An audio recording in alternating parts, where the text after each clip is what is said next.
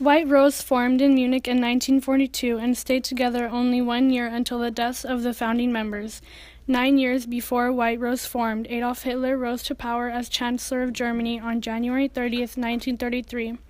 Hitler was the leader of the Nazi Party, so with him came Nazism, which sums up the political beliefs that made up the National Socialist German Workers' Party.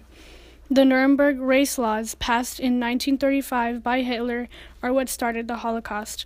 These laws excluded Jews from being German citizens, banned them from having any sort of relation to anyone of German blood, and basically legalized the mistreatment of Jews. The Holocaust was a period of time in which about 6 million Jews were mass murdered through concentration camps and starvation, gas chambers, etc., all because of Hitler's Nazi ideology. World War II started not too long after, in 1939, and for Europe it lasted 6 years. During those 6 years of war in Europe, a new group by the name of the White Rose formed against the Nazi regime. The 4 founding members of the White Rose were Hans Scholl, Sophie Scholl, Willy Graf, and Alexander Morel. Originally, 3 of the founding members were part of the Hitler Youth, but one day the 3 of the founders, excluding Sophie, saw a horrific scene that changed their point of view on the war. While on the Eastern Front, the 3 of them witnessed Jewish civilians being murdered by the Schutzstaffel. When they returned, they got together with other students and started a secretive group named the White Rose. Sophie Scholl was originally a kindergarten teacher, but then she became a nurse for the German force. After her service, she became a medical student at the University of Munich. Then, alongside her brother and friends, the White Rose was officially formed. Once the group was formed, the White Rose wrote leaflets to communicate their beliefs. These leaflets were meant to open up the eyes of the German people and show how horrible Nazi Germany really was. Each leaflet was meant to stir up emotions and try to get people to realize what was really going on. In Leaflet 1, it urges that every individual that is aware of what is going on should take a stand and change the corrupt system. It also talks about how the nation is so clueless and uninformed about their current situation. They believe that if the people have no intention of doing anything about it, then they deserve to see the collapse and destruction of their country. Leaflet 3 was known to spur on passive resistance.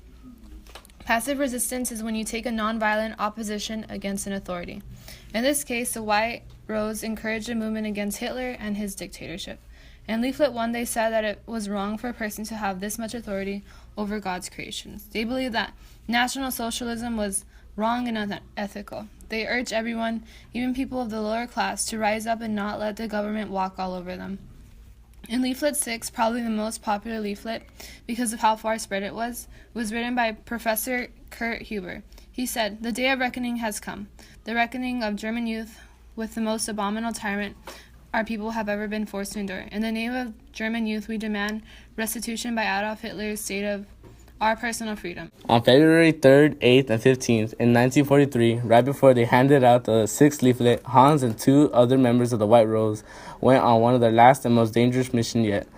They planned to go vandalize churches, Nazi offices, and 2 heavily guarded bookstores. On Friday, 18th, Hans and Sophie wanted to hand out the 6th leaflet themselves in the university. Towards the end of the class, janitor named Jacob Schmid, a member of the Nazi Party, saw Sophie throwing the last leaflet in the air. Sophie, being intrusive, hid in the women's restroom, but Hans, not knowing danger coming, he stood in his place. Once Jacob confronted Hans, he reported them to the Gestapo, and they found an unfinished 7th leaflet. Everyone who had a connection to them were taken in custody and interrogated. The trial was held on February 22nd, 1943, and only lasted a few hours. They were convicted of treason and sent to death. Hans tried to convince that Sophie had nothing to do with it, but she disagreed to save Christophs, a member who went with them to hand out the leaflet, but the attempt failed. The German law states there would have to be a 90-day waiting period before their death, but they ignored and they were sent to the guillotine immediately. Once the death occurred, some members of the White Rose thought something would happen, but not only until the end of the war did they recognize the White Rose significance was. The White Rose anti-Nazi student resistance group has great significance in the hindrance of Nazism. After the group members of the White Rose were executed, many other peaceful rebellions followed in the White Rose's footsteps. Because of the White Rose, peaceful resistance became more accepted than forceful resistance. The White Rose showed that it took strong belief to stand against a violent and horrifying movement.